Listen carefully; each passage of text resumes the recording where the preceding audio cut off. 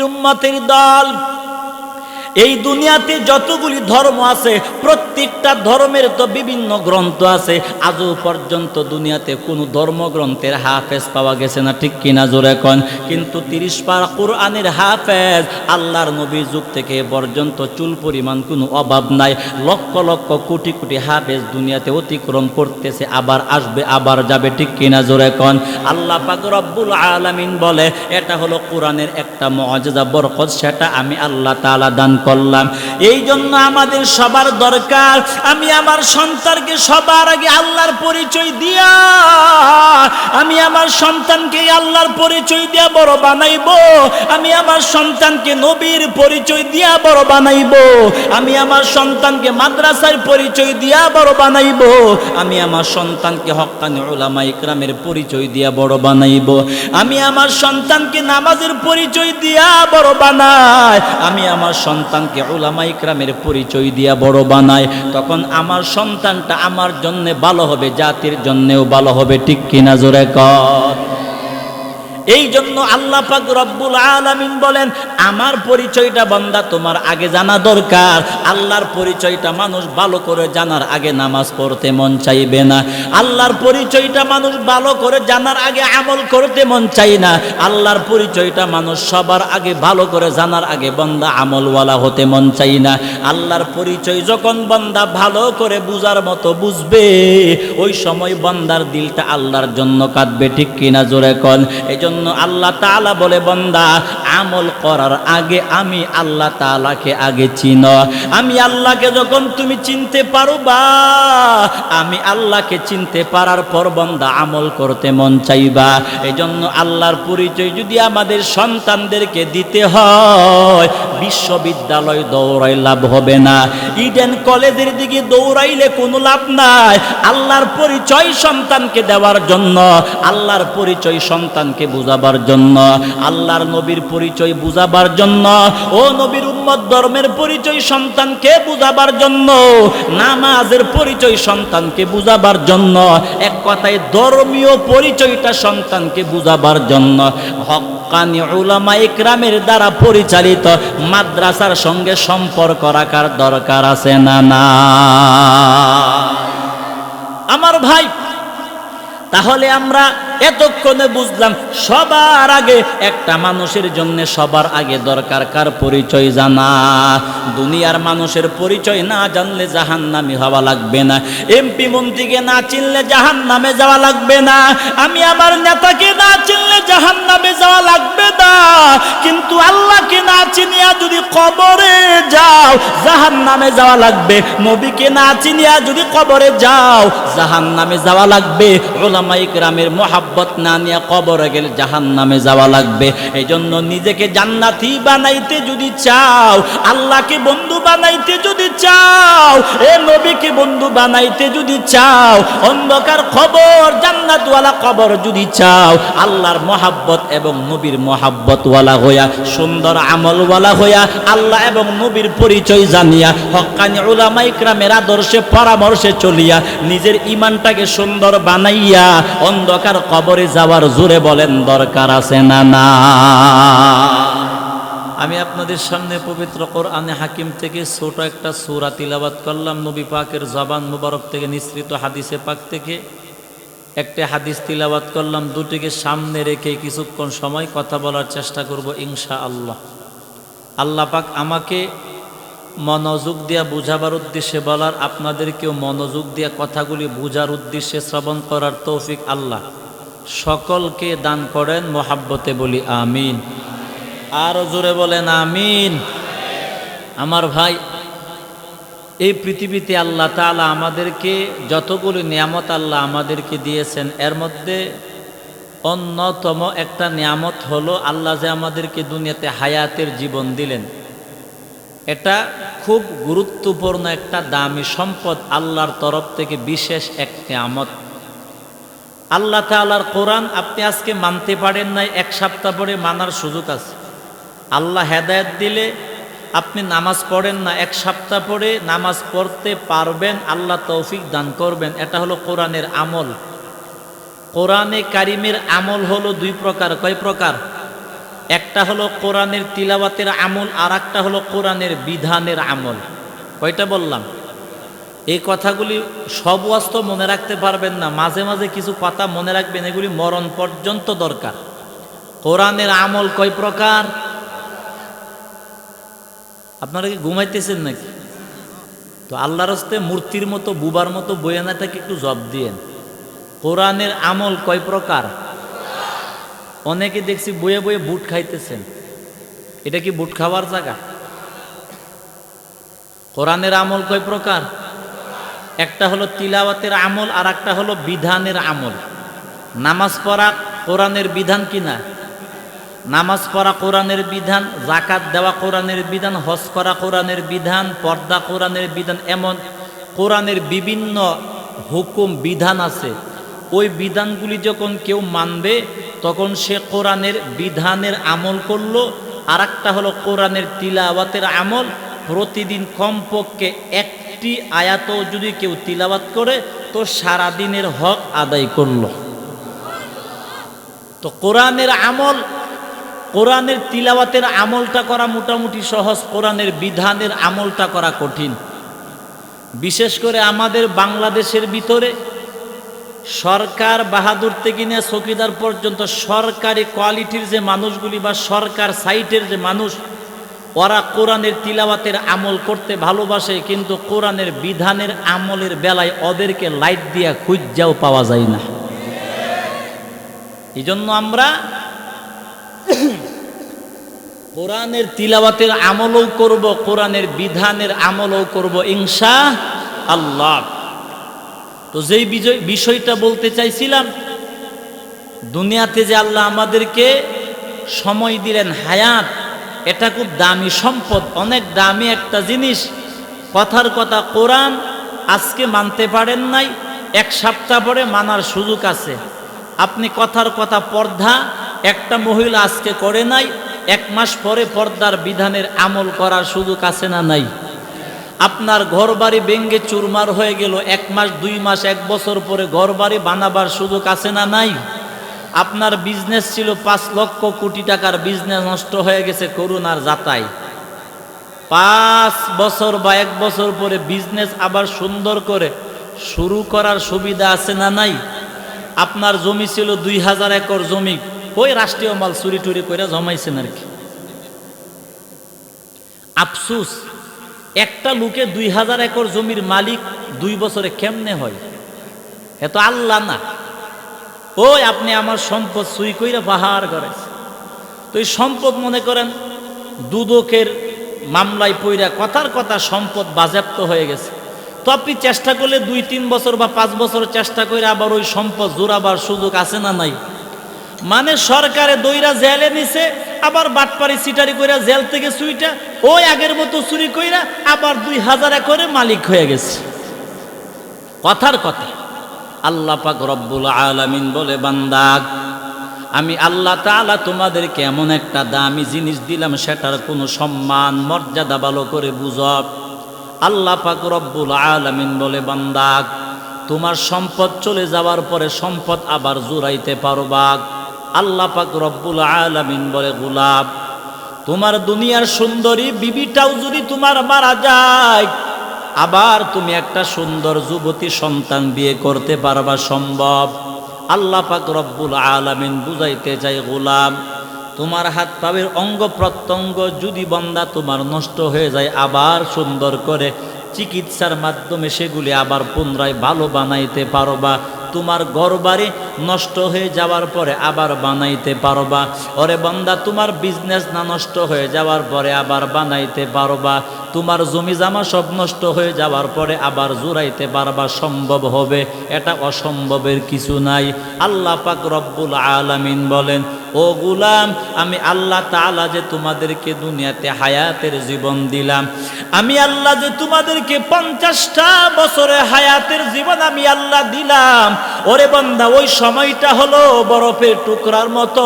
ওই সময়টার একটা সেকেন্ড যদি চলে যায়, মরণ পর্যন্ত টাকা দিয়া পাইবা না। তোমার জীবন থেকে 1 ঘন্টা সময় চলে গেলে মরণ পর্যন্ত পাইবা না। ওরে বান্দা তোমার জীবন থেকে 1টা রাত্র চলে গেলে মরণ পর্যন্ত পাইবা না। আল্লাহ পাক রব্বুল আলামিন ডাক দেয়া বলে, বান্দা এই সময়টা হলো আমি আল্লাহ তাআলার দেওয়া নেয়ামত। আল্লাহ পাক বলে, গোলাম ওই সময়টাকে যখন সম্মান দিবা, ওই সময়টাকে সম্মান দিয়া যখন চলবা, নিজের মনকে যখন বুঝাইবা, ওরে মন আমার, আমার দুনিয়ার জীবনের সময়টা আমার দুনিয়ার কেউ দেয় নাই, আমার দুনিয়ার জীবনের হায়াতের সময়টা আমার আল্লাহ তাআলা দিলেন। এই জন্যে সময়টাকে নষ্ট করা যাবে না, ওই সময়টাকে আমল দিয়া বিদায় করার দরকার। আল্লাহ পাক রব্বুল আলামিন বলে, বান্দা ওই তোমার হায়াতের জীবনটা যদি তোমার জীবন থেকে চলিয়া যায়, মরণ পর্যন্ত টাকা দিয়া দৌড়াইবা, ওরে বান্দা ক্ষমতা দিয়াও যখন তুমি দৌড়াইবা, ওরে বান্দা তোমার দুনিয়ার সব দিল মিলাইয়া যখন তুমি দৌড়াইবা, ওরে বান্দা সময় নামক জিনিসটা পাইবা না। ওই সময়টা যে চলিয়া গেছে, সেই সময়টা মরণ পর্যন্ত ফিরে আসবে না। এই জন্য আল্লাহ পাক রব্বুল আলামিন বলেন, ওই সময়টাকে গুরুত্ব বুঝাবার জন্য আমি আল্লাহ একটা সূরা কোরআনের মধ্যে নাজিল করলাম, সূরাতুল আসর। আল্লাহ পাক রব্বুল আলামিন বলে, ওয়াল আসর ইন্নাল ইনসানা লাফি খুসর ইল্লাল্লাযীনা আমানু ওয়া আমিলুস সালিহাত ওয়াতাওয়াসাউ বিল হাক্কি ওয়াতাওয়াসাউ বিস সাবর। আল্লাহ বলেন, সময়টাকে গুরুত্ব দেওয়ার জন্যই, সময়ের মর্যাদা তোমাদেরকে বুঝাবার জন্যই আমি আল্লাহ সূরাতুল আসর নাজিল করলাম। তাহলে ওই দিক থেকে বোঝা যায় এই দুনিয়াতে সবচাইতে গুরুত্বপূর্ণ যে জিনিসটা, ওই জিনিসটার নাম হলো সময়, ওই জিনিসটার নাম হলো হায়াতের জীবন। ঠিক কিনা? সময় চলে গেলে পাওয়া যাবে না। আপনার বয়স মনে করেন 50 বছর, এখন আপনি হাজার দুনিয়ার সবগুলি দিয়া চেষ্টা করলেও 25 বছর আগের জীবনে কি ফিরে যাইতে পারবেন? সম্ভব না। ওই 25 বছর আগের দুনিয়ার ইতিহাস চলে গেছে তো গেছেই, তুমি হাজার কোটি টাকা খরচ করলেও তোমার জীবনের 25 বছরের সময় যেই অবস্থাটা ছিল, ওই পরিবেশটা তুমি ফিরে আনতে পারবা না। এই জন্য আল্লাহ পাক রব্বুল আলামিন বলে, বান্দা আমি আল্লাহ তাআলা তোমাদেরকে সময়ের গুরুত্ব বুঝাবার জন্য সূরাতুল আসর নাজিল করলাম। ওই সময়ের জীবনটাকে আমল দিয়া বিদায় কর। আমল দিয়া যখন জীবনটাকে বিদায় করবা, দেখবা তোমার দুনিয়ার হায়াতের জীবনটাই পরকালে তোমার জন্য জান্নাতের জরিয়া হয়ে যাবে। এই জন্য সময়কে আমল দিয়া বিদায় দেওয়ার দরকার। ওই সময়টাকে বেহুদা নষ্ট করা যাবে না, ওই সময়টাকে আমল দিয়া বিদায় দেওয়া দরকার। ও নবীর উম্মতের দল, এই জন্য আল্লাহ পাক রব্বুল আলামিন বলেন, ও নবী আমার, আপনি দুনিয়ার মানুষদেরকে জানায়া দেন আমি আল্লাহ কে, আমার পরিচয় কি। ও নবীর উম্মতের দল, আল্লাহ পাক রব্বুল আলামিন বলে, নবী আমার, আপনি দুনিয়ার মানুষদেরকে বলেন আমি আল্লাহকে, আমার পরিচয় দুনিয়ার মানুষদেরকে জানায়া দেন। আল্লাহ তাআলা বলেন, কুল হুয়াল্লাযী আনশাআকুম ওয়া জাআলা লাকুমুস সামআ ওয়াল আবসারা ওয়াল আফইদা কালিলাম মা তাশকুরুন। আল্লাহ পাক রব্বুল আলামিন বলেন, ও নবী আমার, দুনিয়ার মানুষদেরকে জানায়া দেন আমি আল্লাহ কে, আমার পরিচয় কি। ও নবীর উম্মতের দল, আল্লাহ পাক রব্বুল আলামিন বলে, ও নবী আমার, দুনিয়ার মানুষদেরকে বলেন আল্লাহ হলেন তিনি যিনি তোমাদেরকে সুবিন্যস্ত করে বানাইলেন। আর এক আয়াতে আল্লাহ তাআলা বলে, আল্লাযী খালাকাকা ফাসাওয়াকা ফাআদালাক। আমি আল্লাহ তোমাকে সুবিন্যস্ত করে বানাইলাম, আমি আল্লাহ তাআলা তোমাকে ইনসাফের সঙ্গে বানাইলাম। ও নবীর উম্মতের দল, একটা হলো সুবিন্যস্ত করে বানানো, আর একটা হলো সাধারণ বানানো। আল্লাহ তাআলা ডাক দেয়া বলে, বান্দা আমি আল্লাহ 18,000 মাখলুকাতরে সাধারণভাবে বানাইলাম এবং তোমাদেরকে সুবিন্যস্ত করে বানাইলাম। কেন জানো? ওয়ালাকাদ কাররামনা বানি আদম। আল্লাহ পাক রব্বুল আলামিন বলে, বান্দা তোমরা হইলা সম্মানওয়ালা জাতি। আল্লাহ পাক বলে, বান্দা আনশাকুম, আমি আল্লাহ তোমাদেরকে প্রথমে সুবিন্যস্ত করে বানাইলাম। আল্লাহ বলে, কেন বানাইলাম, কেমনে বানাইলাম জানো? আল্লাহ তাআলা বলে, গোলাম তোমার যে অঙ্গটা যেমন দরকার আমি আল্লাহ তেমন দিলাম। ওরে বান্দা তোমার নাকটা যেমন দরকার তেমন দিলাম। ও বান্দা তোমার কানটা যেমন দরকার তেমন দিলাম। ও বান্দা তোমার চোখটা যেমন দরকার তেমন দিলাম। তোমার মাথার চুল যেমন দরকার আমি আল্লাহ তেমন দিলাম। ও বান্দা তোমার অঙ্গ প্রত্যঙ্গ যেমন দরকার আমি আল্লাহ তেমন দিলাম।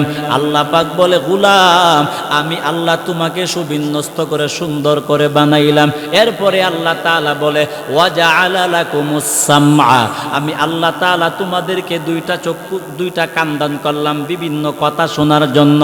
আল্লাহ তাআলা বলে বান্দা কান দিলাম কথা শোনার জন্য। ওয়াল আবসারা চক্ষু দিলাম কুদরত দেখার জন্য। ওয়াল আফইদা অন্তর দিলাম অনুধাবন করার জন্য, ফিকির করার জন্য। আল্লাহ তাআলা বলে গোলাম আমি আল্লাহ যে তোমাদেরকে দুইটা কান দিলাম, ওই কানগুলি দিয়ে বিভিন্ন কথা তোমরা শুনবা, দুনিয়ার কথাও শুনবা। ও বান্দা পরকালের কথাও শুনবা, দুনিয়ার নাস্তিকদের কথাও তোমাদের কান দিয়া শুনবা, হক্কানি উলামায়ে ইকরামের কথাও শুনবা। ওরে বান্দা বিভিন্ন কথা শোনার পরে গুনার কথাও শুনবা। ওরে বান্দা জান্নাতের কথাও শুনবা। আল্লাহ বলে বিভিন্ন কথা শোনার পরে অন্তর দিয়া পরামর্শ করবা, অন্তর দিয়া ফিকির করবা। তুমি তোমার মনকে বুঝায় বলবা ওরে মন আমার, ওই যে আমি উলামায়ে ইকরামের কথাগুলি আমি শুনলাম এবং দুনিয়ার মানুষের কথাগুলি শুনলাম, এখন কোন কথাটা মানা দরকার এটা তোমার মনকে ফিকির করবা। ওরে বান্দা তোমার মন তোমারে বলবে গোলাম এ নিজেকে জান্নাতি বানাইতে যদি চাও, ও বান্দা কিয়ামতের মাঠে নিজেকে জাহান্নামের আগুন থেকে বাঁচাইতে যদি চাও, ও বান্দা কিয়ামতের মাঠে নবীর সঙ্গে জান্নাতে যদি হইতে চাও, আল্লাহ তাআলা বলে বান্দা অন্তর তোমাকে বলবে বান্দা ওই কিয়ামতের মাঠে নিজেকে জাহান্নামের আগুন থেকে বাঁচাতে চাও, নবীর সঙ্গে জান্নাতে যদি হইতে চাও, তাহলে দুনিয়ার আলতু ফালতু মানুষের কথাগুলি বাদ দিয়া ওরে বান্দা উলামায়ে ইকরামের কথা ধর্মীয় কথা আগে মানার দরকার আছে না নাই?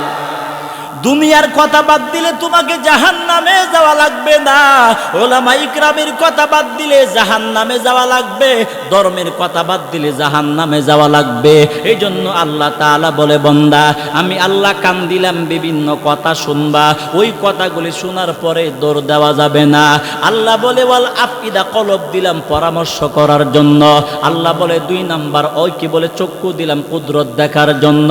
আমি আল্লাহ আকাশ কেন বানাইলাম, জমিন কেন বানাইলাম, চন্দ্র সূর্য কেন বানাইলাম, ওইগুলি তুমি দেখবা চিন্তা করবা, ওই চিন্তা কইরা কইরা আমি আল্লাহ তাআলাকে চিনবা। আল্লাহ বলে বান্দা অন্তর দিলাম ফিকির করার জন্য। কি ফিকির করবা?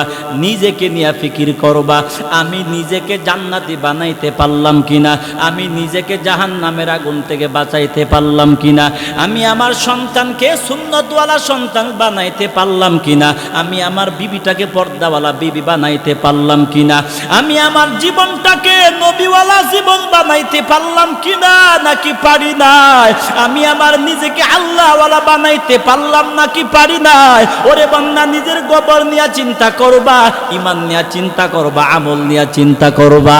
আল্লাহ পাক রব্বুল আলামিন বলে বান্দা অন্তর দিয়া যখন তুমি নিজের ফিকির করবা এবং বিবির ফিকির করবা, পরিবারের ফিকির করবা, ওই তোমার অন্তর দিয়া ফিকির করার অভ্যাসটাই তোমাকে একদিন এবং পরিবারকে জান্নাতি বানায়া কবরে যাইতে সহযোগিতা করবে। এই জন্য আমরা আল্লাহ যেই অঙ্গ যেই জন্য দিল ওই অঙ্গটা আমরা ওই কাজেই ব্যবহার করব। ওই 2 কান দিয়া বিভিন্ন কথা শুনবো, ওই কথা শোনার পরে দৌড় দেওয়া যাবে না, বিবেকরে অন্তরকে জিগাইতে হবে ওই বান্দা নিজেকে যে কোন কথাটা আগে মানা দরকার। আপনার সুস্থ বিবেক বলবে নিজেকে জান্নাতি বানাইতে হলে অবশ্যই তোমাকে পরকালের কথাগুলি আগে মানার দরকার। ঠিক কিনা জোরে কর। আল্লাহ তাআলা আমাদের সকলকে যেই কথাগুলি বললাম মনে রাইখা চলার তৌফিক আল্লাহ দান করুক, বলেন আমিন। 2 নাম্বার বিষয় হলো আমি আপনাদের খেদমতে যে সূরাটা তিলাওয়াত করলাম সূরাতুল ইখলাস। নাম কি? সূরাতুল ইখলাস। আরেকটা নাম হলো সূরাতুল আহাদ। সূরাতুল আহাদ আমরা সবচাইতে সহজে যেটা বুঝি কুল হুয়াল্লাহর সূরা। বলেন কিসের সূরা? কুল হুয়াল্লাহর সূরা। আমরা এই সূরা থেকে 3টা জিনিস শিখব। বলেন কয়টা? সবাই জোরে বলেন কয়টা? এক নাম্বার, এই সূরাটা আল্লাহ তাআলা কখন নাজিল করলেন? দুই নাম্বার, এই সূরাটা আল্লাহ তাআলা নবী পাকের উপর কেন নাজিল করলেন? অবশ্যই একটা কারণ আছে। তিন নাম্বার, আমরা বুঝবো এই সূরাটা নাজিল করে আল্লাহ আমাদেরকে কি বুঝাতে চেয়েছেন। এই তিনটা জিনিস আমরা শুনবো, বুঝবো, মনকে বুঝাবো। কয়টা? প্রথম নাম্বার, একটা জিনিস আমরা শুনবো, শোনার পরে জিনিসটা নিজে নিজে বুঝবো। তিন নাম্বার, নিজেকে আবার নিজে বুঝাবো। দেখেন, আজকে আমরা নিজে বুঝি, সবাই বুঝে, বিভিন্ন জিনিসেই বুঝে।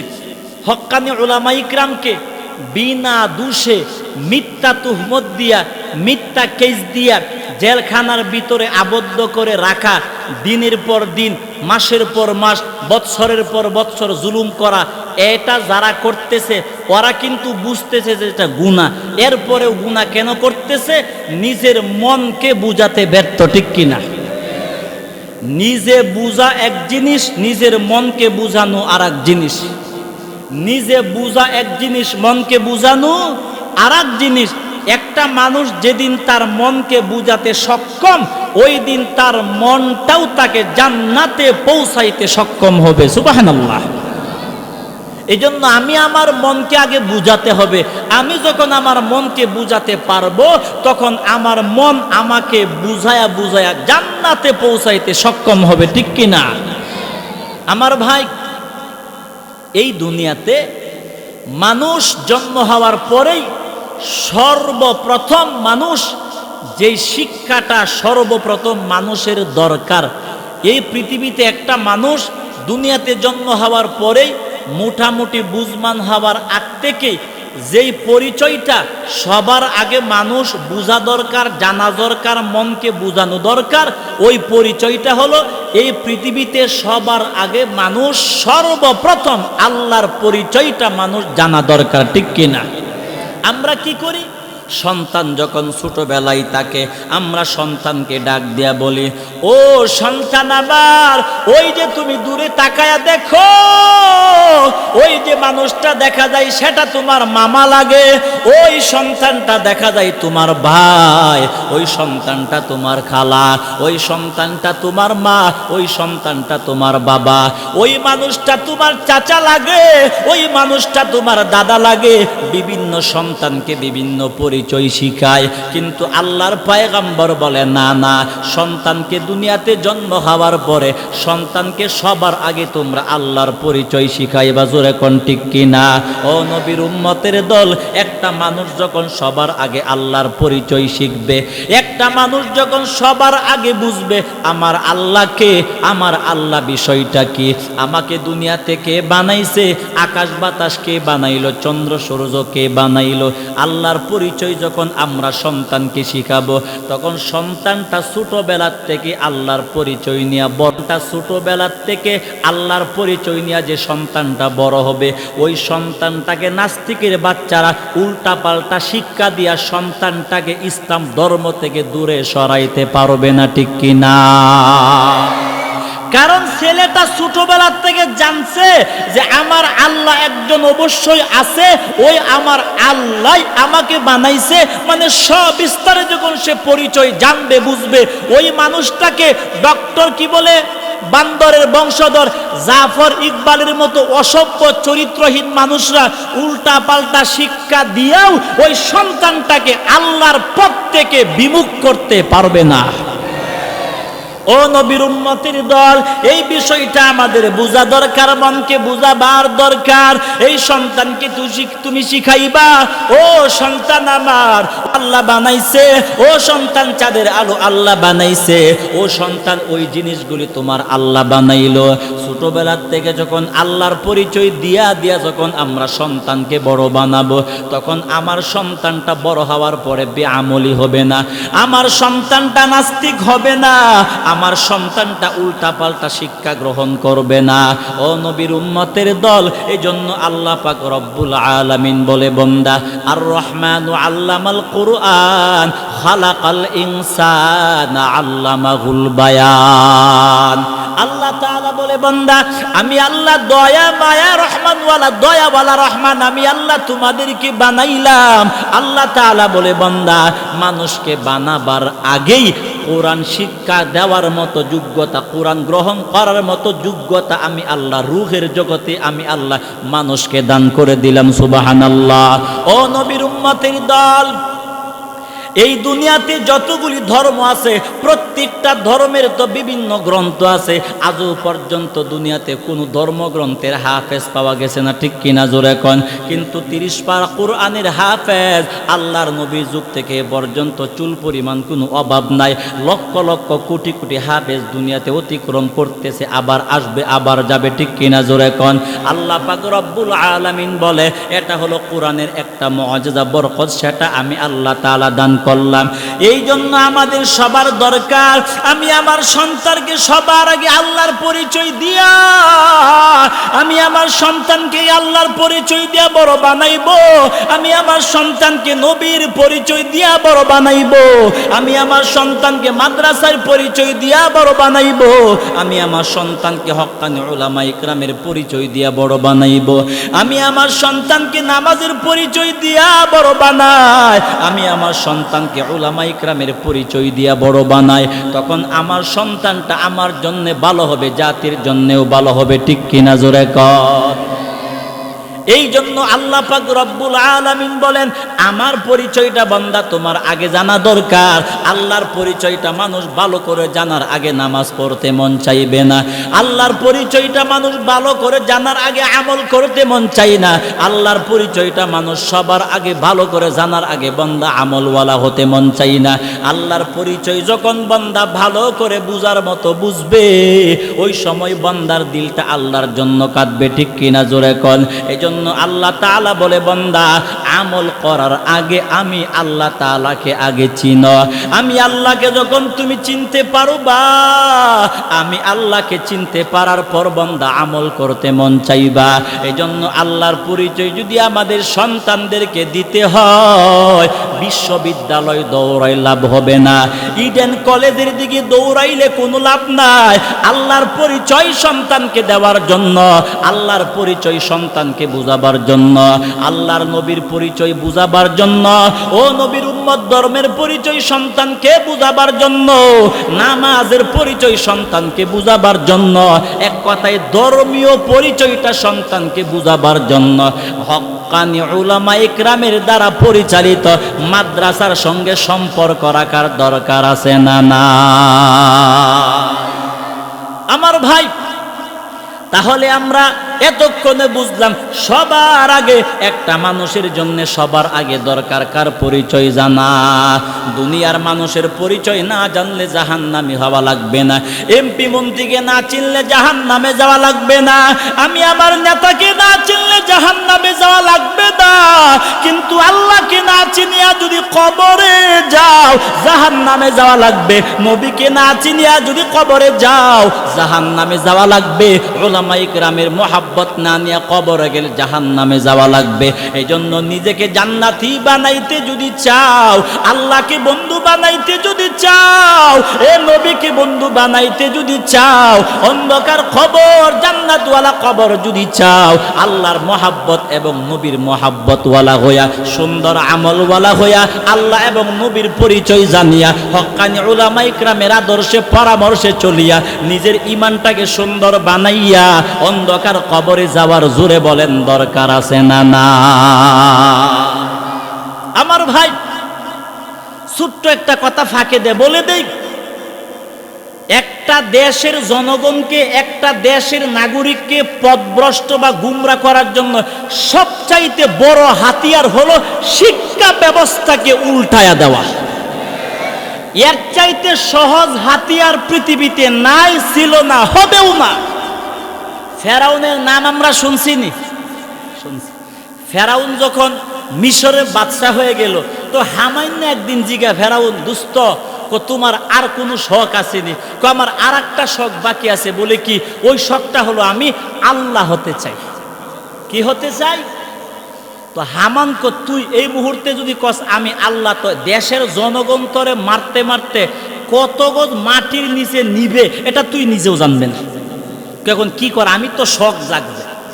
তখন হামান বুদ্ধি দিল, ফেরাউন নিজেকে আল্লাহ বানাইতে যদি চাও আর দেশের জনগণ তোমারে আল্লাহ মানবে এমন পরিবেশ যদি দেশে কায়েম করতে চাও, তাহলে সর্বপ্রথম হক্কানি উলামা ইকরাম যারা মাদ্রাসা মসজিদ মানে ধর্মীয় শিক্ষার যে অবস্থাটা, ওই জিনিসটাকে আস্তে করে ধ্বংস করে দিতে হবে। তখন ফেরাউন কি করলো? কারণ দেখেন, মানুষ যখন সত্যিকার অর্থে বুঝবে যে আল্লাহ হলেন তিনি, আল্লাহর গুণগুলি যখন মানুষ জানবে যে এই এই কোয়ালিটি, আমি যে সূরা তিলাওয়াত করলাম ওই সূরার ভিতরে আল্লাহ তাআলার গুণগুলি আছে, যেই গুণগুলি কিয়ামত পর্যন্ত একটা মানুষের ভিতরে কখনো আসতে পারবে না, সম্ভব না। আল্লাহ তাআলা বলে এই গুণগুলি তোমাদের কখনো হবেও না, আমার মতো আল্লাহ কখনো কেউ হতে পারবে না। আল্লাহ একজনই, তিনি কে? আল্লাহ। তাহলে মানুষ যখন আল্লাহর পরিচয় সঠিকভাবে জানবে, ওই হালতে যদি একজন কয় যে আমি আল্লাহ, উপায় আছে? সর্বনাশ করে দেবে। এই জন্য মানুষগুলিকে আগে ধর্মীয়ভাবে মূর্খ বানাইতে হয়। বাংলা শিখতে শিখতে মানুষ আমেরিকা পর্যন্ত। আব্দুল বাসেত খান একটা ঘটনা বলছিল এক মাহফিলে, এই বগুড়ার এক লোকের ছেলে মানে পড়তে পড়তে আমেরিকার কোন কলেজ থেকে বড় ডিগ্রি নিয়ে আইসা আপন খালাম্মাকে বিয়ার প্রস্তাব দিছে। এই হলো দুনিয়ার শিক্ষা। কিসের শিক্ষা? ইসলাম ছাড়া, ধর্মীয় শিক্ষা ছাড়া শুধুমাত্র দুনিয়ার শিক্ষা মানুষকে কুত্তা বানায়, বিলাই বানায়, শুয়োর বানায়, বান্দরের বাচ্চা বানায়। এই জন্য জাফর ইকবালের মতো বাচ্চা বান্দরের বাচ্চা হইতে বাধ্য। কারণ দুনিয়ার শুধু শিক্ষা মানুষ হতে পারে নাই, হাত পাও থাকলেই মানুষ হয় না, নাক কান থাকলেই মানুষ হয় না। মানুষ হতে হলে আল্লাহর নবীর আদর্শ, আল্লাহর হুকুম জীবনে বাস্তবায়ন থাকতে হবে, ঠিক কিনা? ইসলাম ছাড়া শুধু শিক্ষা মানুষকে দুনিয়ার কুকুর বানা, বিড়াল বানা, বান্দর বানা। দুনিয়ার শিক্ষা তোমারে শিখাইবে আমার দাদা ছিল বান্দর, আমার দাদার দাদা ছিল উল্লুক, এর দাদা ছিল বাল্লুক, ওর দাদা ছিল বান্দর। এই শিক্ষা আমাদের অবস্থা। তখন ফেরাউনকে হামান বলছিল দেশের মধ্যে ধর্মীয় শিক্ষা ব্যবস্থাটাকে আস্তে আস্তে ধ্বংস করে দাও। কিন্তু শেষ পর্যন্ত দেশের মধ্যে যত বড় বড় উলামা ইকরাম ছিল, ওই বড় বড় উলামা ইকরামকে আস্তে আস্তে সাইজ করে দিছে ফেরাউন। জানে বড় বড় হক্কানি উলামা ইকরাম থাকলে আল্লাহর ওলি তাফাজ্জুল হক হবিগঞ্জি রহমাতুল্লাহ আলাইহির মতো বান্দা থাকতে হবিগঞ্জের মাটিতে কোনো বান্দর উল্টা পাল্টা কথা বলার সাহস কখনো করতে পারছে? পারে নাই, পারবে না। এই জন্য চিন্তা করলো আলেমদেরকে আগে সাইজ করো, হক্কানি উলামা ইকরাম যে সাইজ কইরা মাদ্রাসা মসজিদগুলি আস্তে আস্তে বন্ধের পর্যায়ে সিস্টেম কইরা, মানে ধর্মীয় শিক্ষাটা বন্ধ কইরা অনেক বছর পর্যন্ত শুধু দুনিয়াবি শিক্ষা দিছে।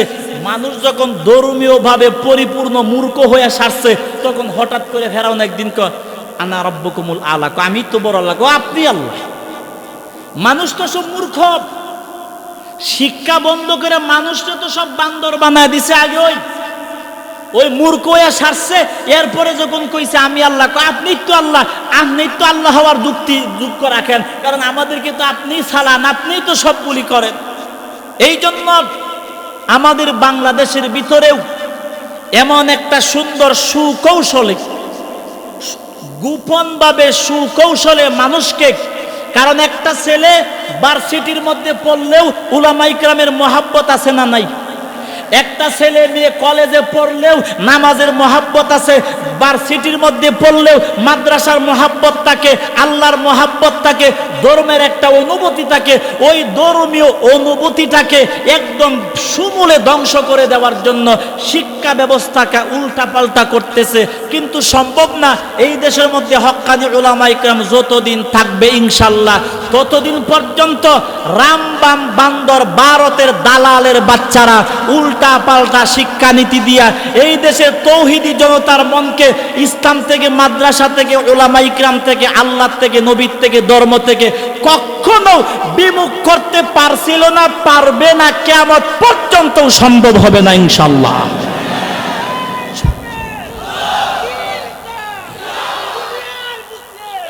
আমার ভাই, এই জন্য আমরা এই বিষয়টি একটু সতর্ক থাকব।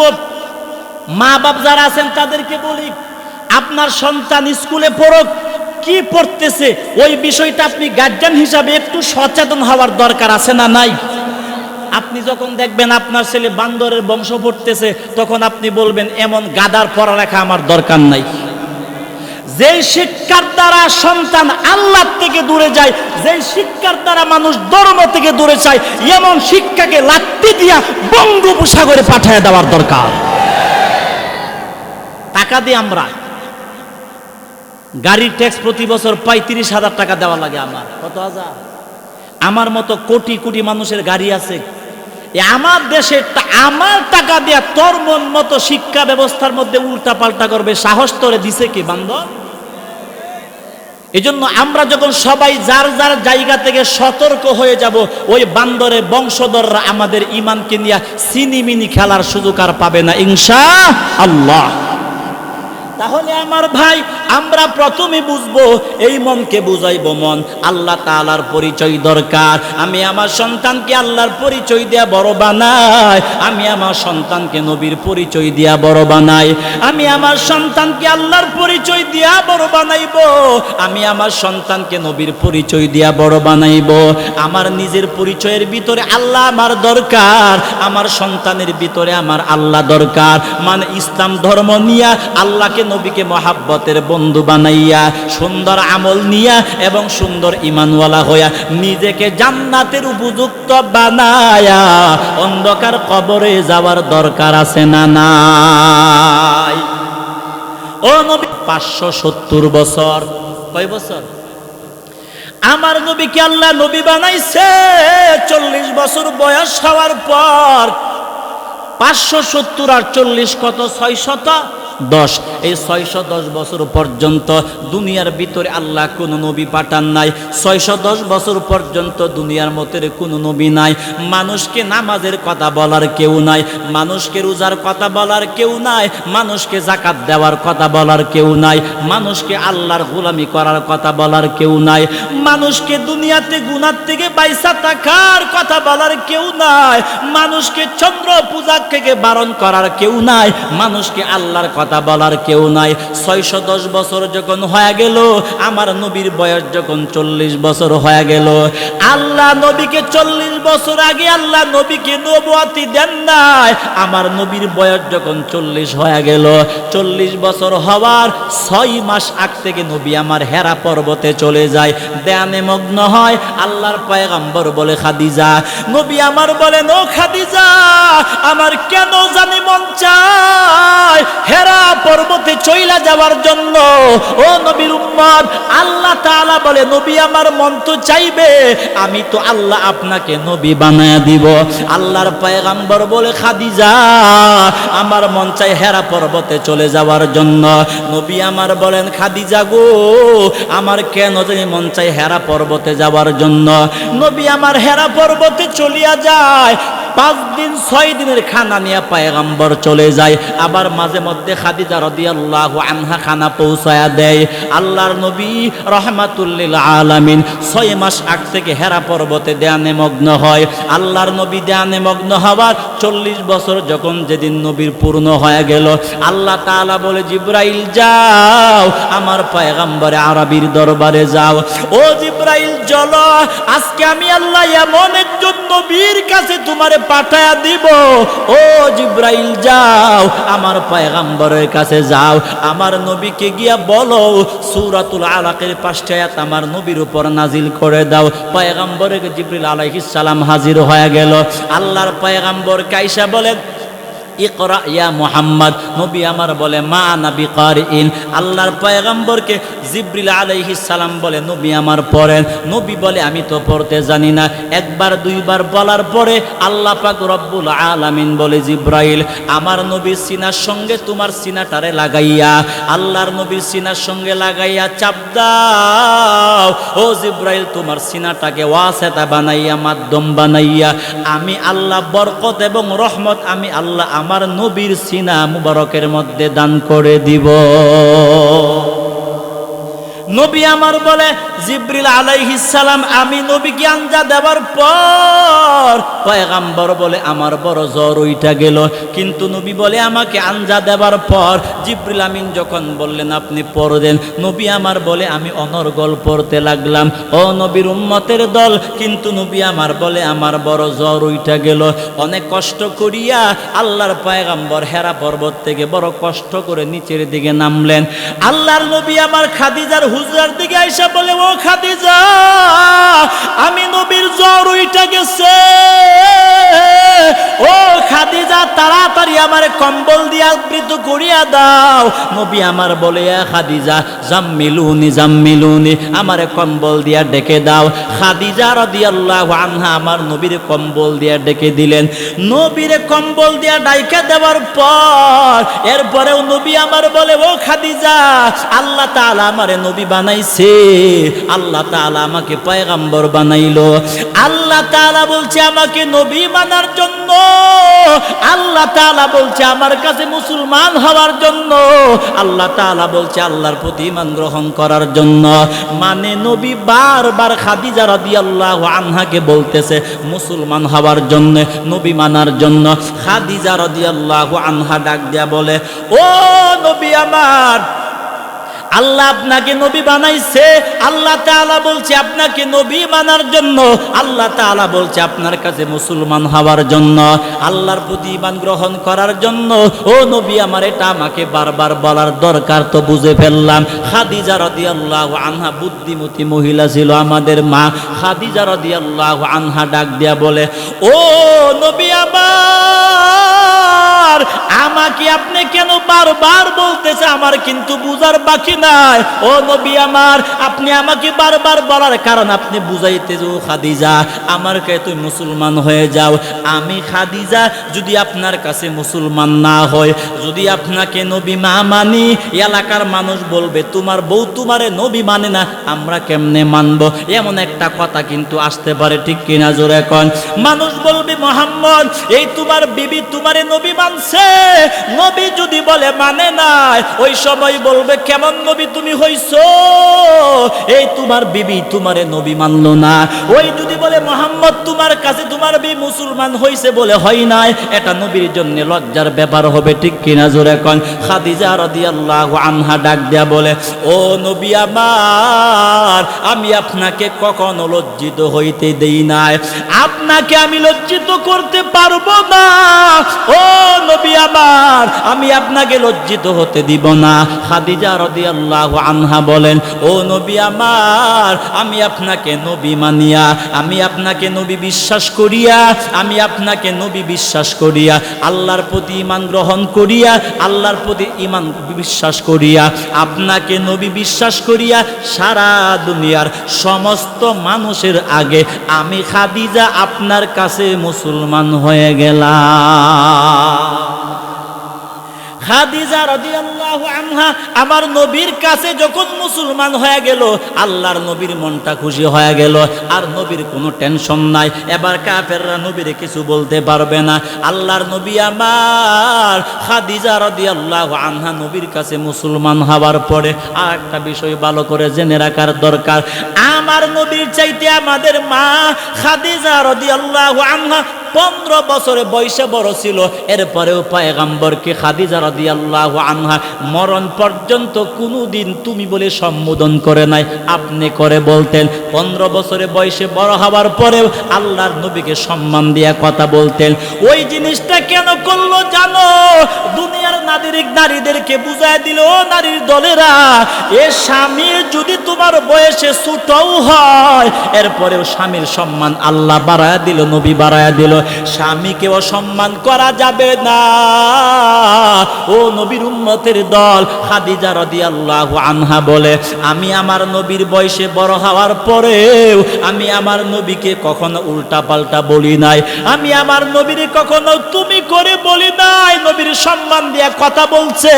ও নবীর উম্মতের দল, 2 নাম্বার বিষয়টা হলো আমাদের মা খাদিজা রাদিয়াল্লাহু আনহা, নবী তো উনার স্বামী বলতে পারতেন, কিন্তু উনার জিন্দেগিতে কোনোদিন আল্লাহর নবীকে স্বামী বলে সম্বোধন করে নাই, সব সময় নবী বলে সম্বোধন করতেন, আল্লাহর রসুল বলে সম্বোধন করতেন। কারণ উনি বুঝাইয়া দিলেন আমার স্বামী শব্দটার চাইতে আল্লাহর নবী বুদক শব্দটার সম্মান 1000 গুণ বেশি।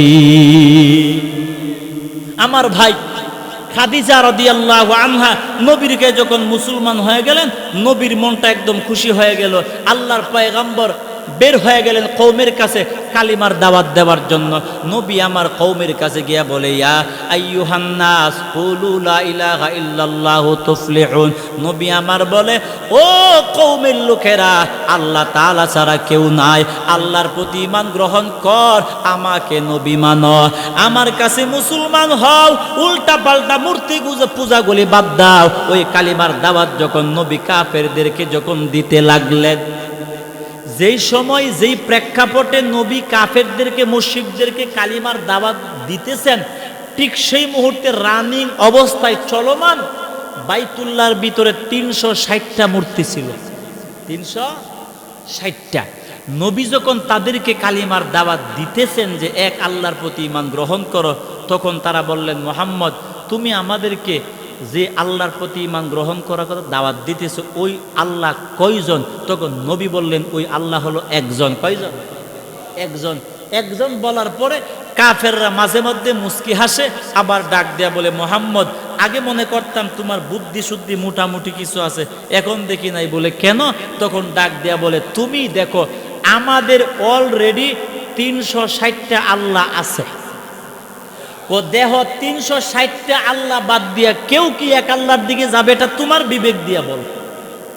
ওই সময় বলে, মুহাম্মদ আমাদের 360টা আল্লাহ আমাদের মওজুদ আছে, আমরা 360টা আল্লাহ বাদ দিয়া আমরা এক আল্লাহর দিকে যাইতে পারবো না।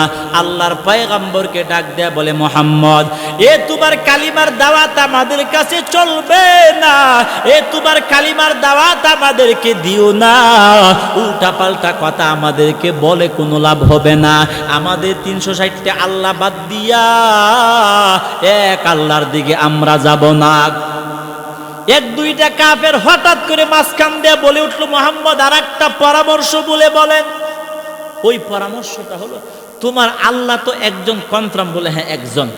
তো তোমার আমাদের মূর্তির তো আমাদের যে আল্লাহ, আমাদের আল্লাহর তো বংশ আছে, লাত মানাত উজ্জা দেবতা লক্ষ্মী সরস্বতী কালী পূজা বট গাছ অনেক উল্টা পাল্টা আছে, এগুলো তাদের আল্লাহর বংশ, তাদের আল্লাহর কি বংশ। তখন বললেন, তোমার আল্লাহ তো একজন।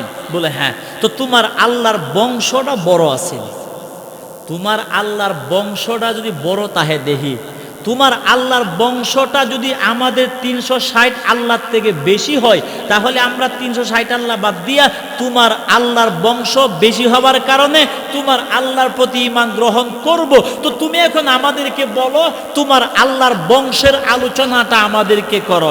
ও মুহাম্মদ তোমার আল্লাহর বিবির কথা বলো, তোমার আল্লাহর মা বাবার কথা বলো, এ তোমার আল্লাহর সন্তানের কথা বলো, এ তোমার আল্লাহরে কে বানাইছে, তোমার আল্লাহ কারে বিবাহ করলো, আল্লাহর পরিচয়টা আমাদেরকে বলো। আল্লাহর নবীকে মুশরিকরা যখন আল্লাহর পয়গম্বরকে আল্লাহর বংশের ব্যাপারে প্রশ্ন করলো, ও মুহাম্মদ তোমার আল্লাহর বংশের পরিচয় আমাদেরকে দাও, পরিচয়গুলি পাওয়ার পর আমরা সিদ্ধান্ত নিব ঈমান গ্রহণ করব কি করব না। নবীকে যখন মুশরিকের দল আল্লাহর বংশের ব্যাপারে প্রশ্ন করলো, আল্লাহর বংশের ব্যাপারে প্রশ্ন করার পর আমার পয়গম্বর চুপ হয়ে দাঁড়ায় গেলেন। নবী আমার কিছুই বলে না, নবী আমার কিছুই জবাব দেয় না। কারণটা হলো, ইতিপূর্বে নবীরে কেউ আল্লাহর বংশের ব্যাপারে প্রশ্ন করে নাই, আমার নবী জবাবটা কি হবে জানতেন না। কারণ আল্লাহ তাআলা বলে, ইন হুয়া ইল্লা ওয়াহয়ু ইউহা, মুহাম্মদ হারগিজ না গুপ্তা, তা না গুপ্তা জিবরাইল, জিবরাইল হারগাজ না গুফতা তা না গুফতা রব্বুল জলিল। আমার আল্লাহ যদি কোনো কিছু না বলে, জিবরিল আলাইহিস সালাম আমার নবীরে কোনো কিছু বলে না। আল্লাহর পয়গম্বর তখন ডাক দিয়া বলে, ওই নবী আমার যখন চোখ, মুশরিকরা ডাক দিয়া বলে, দেখো মুহাম্মদ আমিন তার আল্লাহর বংশের ব্যাপারে কিছু জানে না। আমরা তো আমাদের আল্লাহর বংশ জানি, মুহাম্মদ আমিন তার আল্লাহর বংশ জানে না। মুহাম্মদ আমিন তার আল্লাহর সন্তানের ব্যাপারে জানে না। মুহাম্মদ আমিন তার আল্লাহর বংশ জানে না। যদি জানতো তাহলে আমাদেরকে বলতো। মুহাম্মদ আমিন চুপ হয়ে দাঁড়ায় রইল। আল্লাহর নবী টিটকারি মস্কারি যখন নবীর করতে শুরু করলেন, নবী আমার চুপ। আল্লাহ তাআলা বলে, জিবরাইল যাও আমার নবীকে আমার সালাম জানায়া দাও, আর আমার পয়গম্বরকে জানায়া দাও, কুল হুয়াল্লাহু আহাদ আল্লাহুস সামাদ লাম ইয়ালিদ ওয়া লাম ইউলাদ ওয়া লাম ইয়াকুল লাহু কুফুয়ান আহাদ। জোরে জোরে বলেন সুবহানাল্লাহ। তাহলে আমরা 2 নাম্বার বিষয়টা জানলাম। আল্লাহ তাআলা বলে, জিবরাইল যাও আমার নবীরে আমার সালাম বল, আর আমার নবীরে কুল হুয়াল্লাহর সূরাটা নবীর উপর নাজিল করিয়া দাও।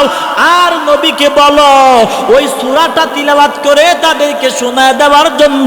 ওই যখন তাদেরকে শোনায় দিবে কোন তারা জবাব পেয়ে যাবে।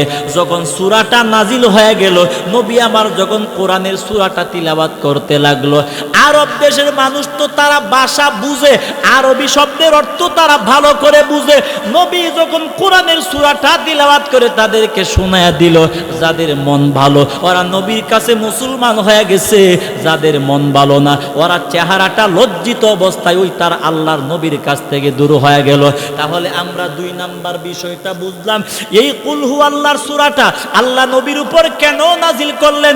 জবাবটা হলো, মুশরিকরা নবীকে আল্লাহর বংশের ব্যাপারে প্রশ্ন করার পরে ওই প্রশ্নের জবাব হিসাবে আল্লাহ পুরাটা সূরা নবীর উপর নাজিল করে দিছে। বলেন সুবহানাল্লাহ। সূরা নাজিল হয়ে গেল, নবী আমার তিলাওয়াত করে তাদেরকে শোনায় দিলেন। ও নবীর উম্মতের দল, আল্লাহ পাক রব্বুল আলামিন বলে, কুল হুয়াল্লাহু আহাদ। ও নবী আমার তাদেরকে জানায় দেন, আমি আল্লাহ একক। আমি আল্লাহ একক ছিলাম, আমি আল্লাহ একক আছি, আমি আল্লাহ একক থাকবো।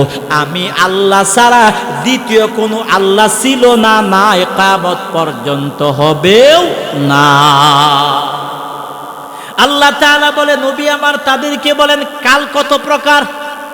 3 প্রকার। কয় প্রকার? অতীত, বর্তমান, ভবিষ্যৎ। তো আল্লাহ তো কোনো কালের মুখাপেক্ষী না। আল্লাহ শুধু কাল না, আল্লাহ কোনো কিছুর মুখাপেক্ষী না। ওই বুঝাবার জন্য, দুনিয়ার হাইসিয়তে বুঝাবার জন্য বলতে হয়।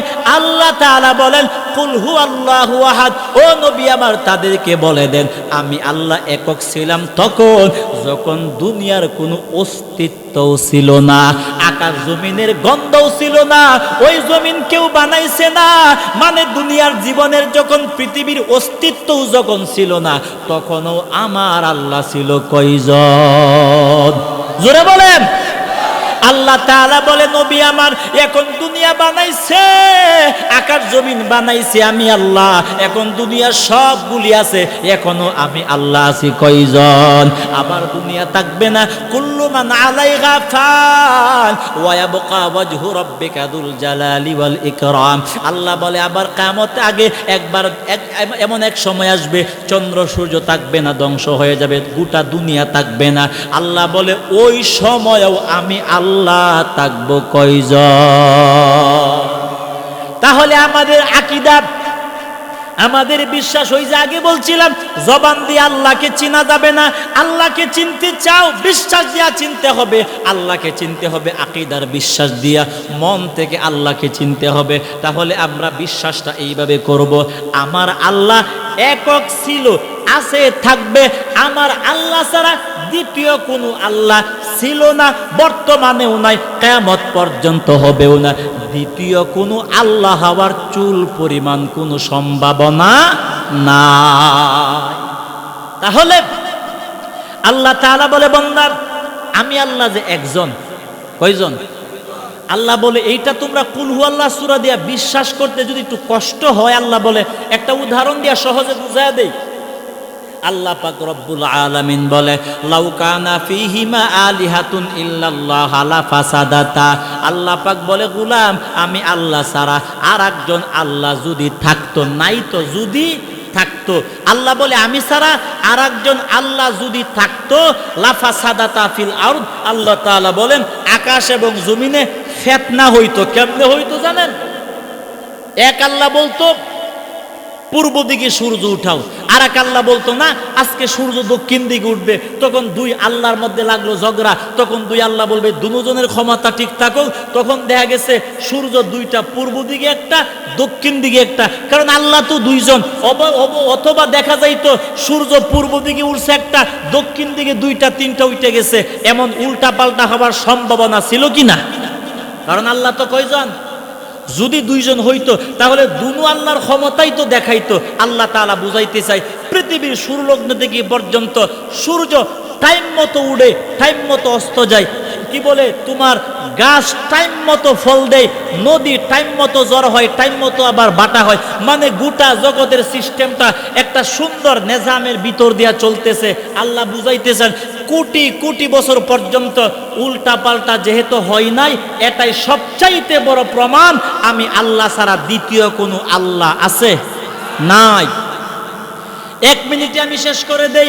আল্লাহ তাআলা বলে 2 নাম্বার আল্লাহুস সামাদ। ও নবী আমার তাদেরকে বলেন আমি যে আল্লাহর প্রতি তোমাদেরকে কালিমার দাওয়াত দেই, ওই আমার ওই আল্লাহ হলো সবগুলির থেকে বেনিয়াজ, সবগুলির থেকে আমার আল্লাহ ও মুখাপেক্ষী।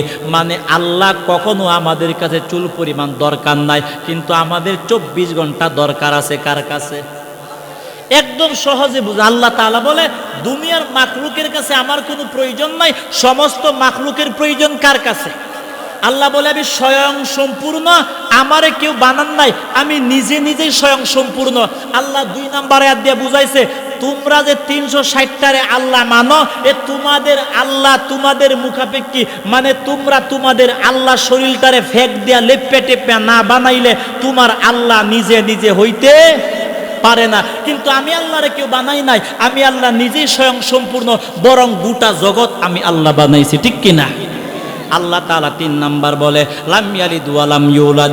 আমি আল্লাহরে কেউ জন্ম দেই না, আমি আল্লাহ কাউকে জন্ম দেই নাই। ও নবীর উম্মতের দল, আল্লাহ তাআলা বলে নবী তাদেরকে বলে দেন তাদের আল্লাহর মতো আমার কোনো বংশধারা নাই, মানুষের মতো বংশের কোনো সিলসিলা আমি আল্লাহর নাই, হবেও না, ছিলও না। ও নবী আমার আপনি তাদেরকে বলে দেন এমন কোন নবীর সঙ্গে আমার কোনো সম্পর্ক ছিল না। মানুষের সঙ্গে আমি আল্লাহর বংশের কোনো সম্পর্ক নাই, মানুষের সঙ্গে আমার একটা সম্পর্ক, সেটার নাম হলো ঈমানের সম্পর্ক, ঠিক কিনা? আল্লাহ কি আমাদের দাদার সম্পর্ক আল্লাহর সাথে? মামার সম্পর্ক? চাচা ভাতিজা? কিসের সম্পর্ক? ঈমান। বলেন কিসের? ঈমানের সম্পর্ক।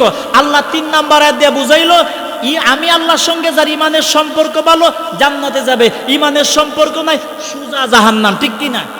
3 নাম্বার আয়াত দিয়া আল্লাহ তাআলা বুঝায় দিলেন যে বংশের দোহাই দিয়া যারা কিয়ামতের মাঠে জান্নাতি হতে চাও তোমরা সতর্ক হয়ে যাও। কারণ পৃথিবীর বর্তমানের খ্রিস্টানরা ওদের আকীদা ওরা বিশ্বাস করে ঈসা নবী আল্লাহর ছেলে, আর তারা হলো ঈসা নবীর বংশধর। কিয়ামতের মাঠে গিয়ে কইব আল্লাহ ঈসা নবী তো তোমারই ছেলে, আমরা তো তাদেরই নাতিপুতি, আমাদেরকে জান্নাত দিয়ে দাও। আল্লাহ বুঝাইতে চাইছেন মানুষের সঙ্গে এমনকি নবীদের সঙ্গে আমি আল্লাহর বংশের কোনো সম্পর্ক নাই, পৃথিবীর কেউ সাথে আমি আল্লাহর বংশের কোনো কালেকশন নাই, শুধুমাত্র ঈমানের সম্পর্ক, ঠিক কিনা? 4 নম্বরে আল্লাহ তাআলা বলে ওয়ালাম ইয়াকুল্লাহু কুফুয়ান আহাদ। শেষ আয়াতটা ভালো করে বুঝেন। আল্লাহ বলেন কখনো, আল্লাহ তাকিদ দিয়ে বলে কখনো কিয়ামত পর্যন্ত সমস্ত জগতের মানুষ একসাথে গাট্টি মাইরা চেষ্টা করলেও আমি আল্লাহর সমান কখনো হতে পারবা। যেমন কথার কথা, দুনিয়াতে কিন্তু একজন আর একজনের সমান সমান হবার সুযোগ আছে। বলেন কি আছে? একজনের মনে করেন 5টা গাড়ি আছে ফাজারু, আপনিও সেম মডেলের 5টা গাড়ি কিনলেন, তো গাড়ির দিক থেকে দুজন কি হয়েছে? সমান। একজনের মনে করেন 5 তলা একটা বিল্ডিং আছে, আপনি একটা 5 তলা বিল্ডিং করলেন, তো বিল্ডিং এর দিক থেকে দুজন কি হইল? সমান হইল। আল্লাহ তাআলা বলে, বান্দা তোমরা মানুষ একজন আরেকজনের সমান হইতে পারবা, আমি আল্লাহর সমান কিয়ামত পর্যন্ত সম্ভব না।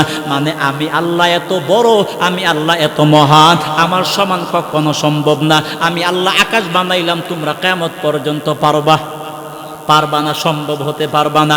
আমি আল্লাহ আকাশ বানাইলাম, তোমরা পারবা না, সমানও হতে পারবা না। আমি আল্লাহ জমিন বানাইলাম, তোমরা পারবা না।